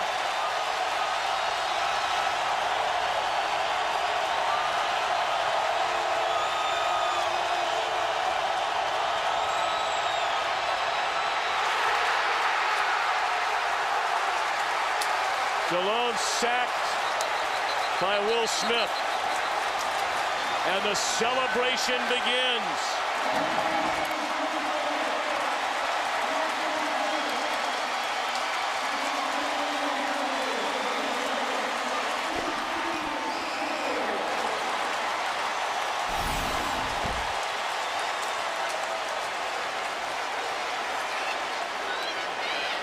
Just beaten on the backside. Jake Delhomme having to hold it. Everything collapsing around him. He's looking desperately for someone to get the ball to. And the pocket that's just too long to ask for it to hold up. Now, Carolina, they've got 2 timeouts left. If they can hold them, they got 2 timeouts and the 2-minute warning. If they can hold them to not getting a first down, they're going to get this a chance with the ball back in their hand. Yep. I think the crowd realized that quickly too. They give it to Thomas. Tackled by Beeson, a loss of 2, and they'll spend a timeout. Still lots of football left in this one. It's not been your typical Saints offensive kind of game. Yes, Brees has thrown for the 330 yards. He's been intercepted. He's also fumbled. And what's missing from there is Jeremy Shockey and Marcus Colston in terms of your top receivers. So again, it shows you if you want to take those guys away, we'll go to some of these other guys. Now with 2:38, obviously Carolina will burn its last timeout after this play. Then take us down to the 2-minute warning they're going to have unless New Orleans can get a first down. They should have a 2-minute drive, all but with no timeouts.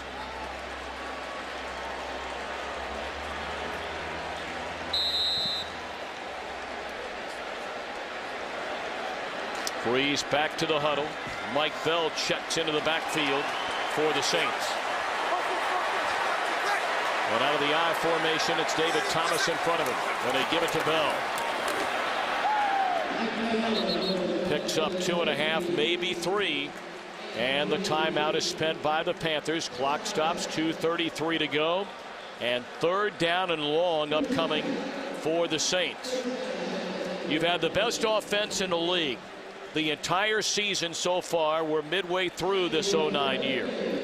Do you get conservative here on 3rd and on 8 yards to go if you're Sean Payton? Well, with 2:33 on the clock, you throw a pass and it's incomplete, you have given the Carolina Panthers a whole bunch more time, because now you're letting the 2-minute warning fall into their play call. You know what I'm saying? Yep. Because they'll have the ball. So as much as you want to throw it, now they'll probably give you the opportunity. They'll probably give you a matchup to throw it down the field, and it might be even a big play, but it's going to come at a cost with regards to giving Carolina the 2-minute warning and time to make a play. All right, I'm putting you on a spot right now. You've been a play caller for a Super Bowl champion. If you're the Saints, are you throwing right now? No, I'm going to run the ball, because I believe now in my defense. If I punt it against this Carolina offense, you got to show me you can go the length of the field inside 2 minutes.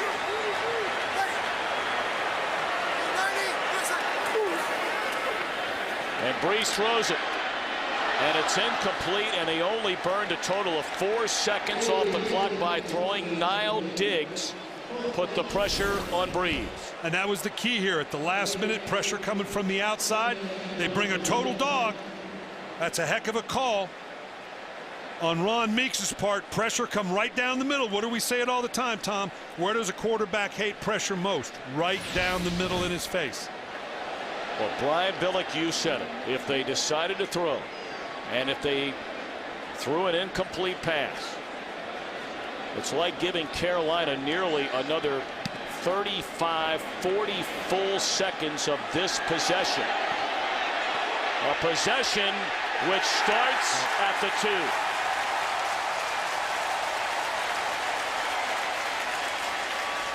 Malcolm Jenkins was the first one there. And Roby was right behind him. Now, you know what? I'm not sure I wouldn't have challenged that. Does he step? He cannot be the first man to touch the ball coming in out of the end zone. That should be brought out to the 20-yard line. Of course, he stepped out of the end zone, but then it looked like he got both feet back in bounds to reestablish position. I don't know. I don't know that that wouldn't be worth a challenge, because it looked like he had his feet in the end zone when he made contact with that ball. But of course, they're out of timeout. Right. Doesn't do you. You're right. At that point, there's nothing you can do now. Ball is loose. Saints have it. No signal for a touchdown. Hold on a minute. D'Angelo Williams fumbled the football and is still down on the ground. Touchdown, Saints.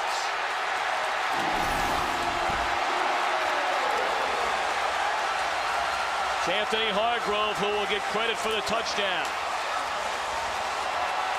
How about that in your first NFL start?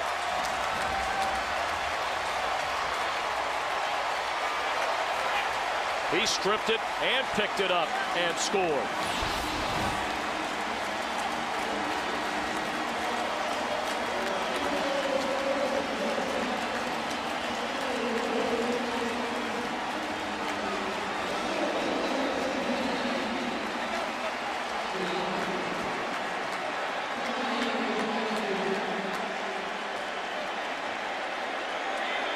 For the point after will make it a 10-point spread at the 2-minute warning.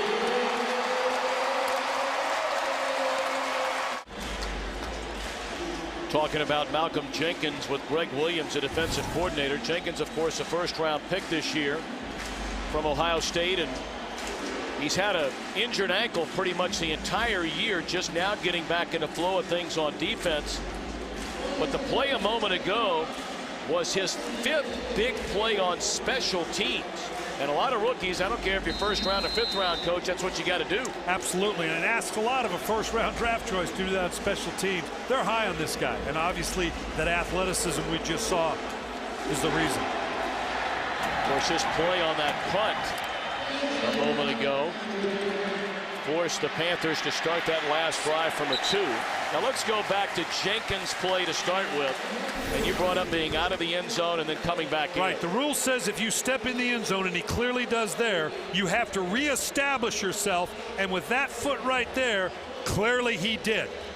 Had he not reestablished himself as he comes in here, you can see first he's got his right foot and left foot. Right foot now, he's out in the field of play, both feet. Established himself. He was able to touch it. The officials got it right, and now this sets up obviously the fumble. He was not down. Huge play by the New Orleans Saints defense to seal the win.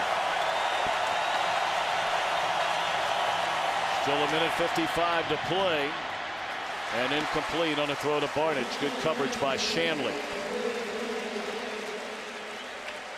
This Carolina team, that fumble and then returned for a touchdown, remarkably, is the 6th return for a touchdown on a Carolina turnover this year. And for the New Orleans Saints defense, that is their 7th defensive touchdown. That is 2 more than the Cleveland Browns offense. Well, I don't want to combine the words New Orleans defense and Cleveland Brown offense in the same sentence. I really don't.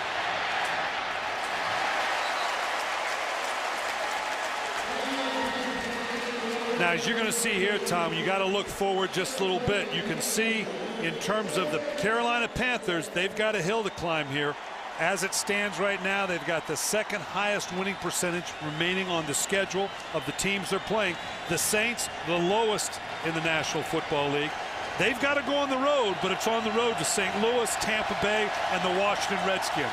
That's a pretty good lineup for the New Orleans Saints.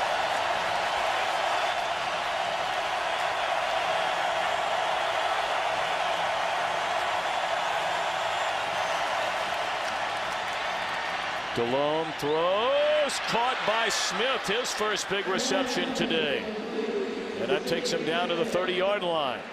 Where's that been all day, Panther fans are asking. You know what? And you had 3 guys on him. I don't know whether there's much else that Greg Williams can do, but put 3 people deep on Steve Smith, and still he comes up with the ball.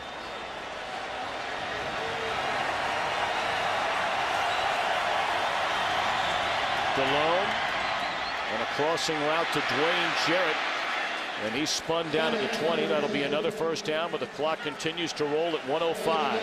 And no timeouts for the Panthers.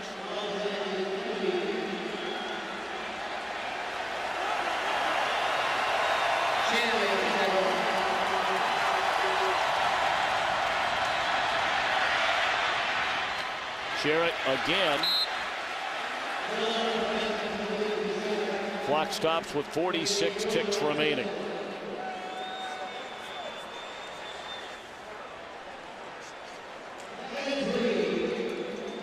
Of course, when you think about the Saints, should they hang on here to go to 8-0, it would be the first time in franchise history, 43 years franchise history, they're 8-0. At St. Louis, at Tampa Bay. No win, no game is a gimme. But everybody's eyeing that November 30th game on a Monday night here against New England. And then the rematch with Atlanta at Atlanta. Catch made by D'Angelo Williams, and he'll step out of bounds. I mean, you know, logic would tell you, Coach, and again, you never take any game for granted. You know that better than anybody. But, I mean, it very much looked like Sean Payton's team, players beginning this week to talk a little bit about going undefeated. You know, I really like the attitude that a local columnist had here. You know, when people started getting on him about talking about going undefeated. What do you want your players to say? We're going to go out and get beat? Absolutely, and you want them to embrace that, but you got to focus on it one at a time. You can't go undefeated if you don't beat the team you're playing this week.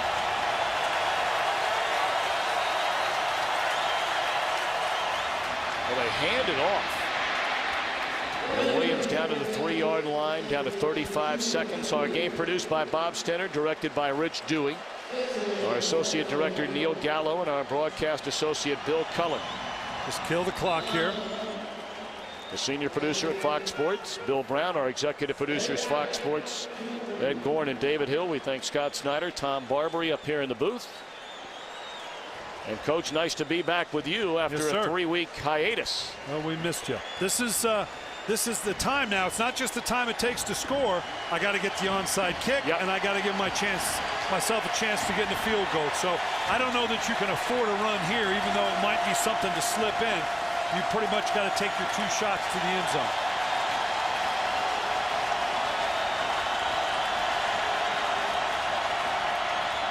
Quick slant broken up by Sharper, who leads the NFL with 7 interceptions. If he tries to catch that one instead of bat it, that would have been his 4th return for a touchdown. And that's the veteran experience of Sharper knowing, I know you're going to Steve Smith. I'm going to jump this thing. He'd like to have just that half step more. He'd have been out the gate for a pick 6. He's already had this year 2 90-plus returns for touchdowns on interceptions. He and Deion Sanders, the only players in the history of the league to do that in the same season. I'm not sure Carolina doesn't try to run a quick trap in here.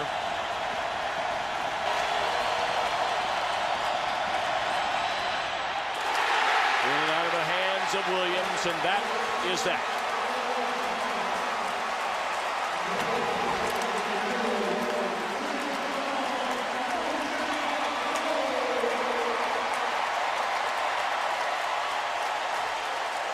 Gutsy effort today by Carolina, no doubt about that. Absolutely, and they don't want to hear that right now, but this was a heavyweight match, and I promise you, the New Orleans Saints are going to need a couple days off. This was a physical football team, or a football game. And you talked about embracing that undefeated attitude. I was on a team that went 15-1. There is nothing good comes from a loss, but I tell you what, there is an emotional toll of going undefeated, or at least trying to, that I'm not sure that you're not better off losing that one game, but you're not going to capitulate anything. I'll take the undefeated season.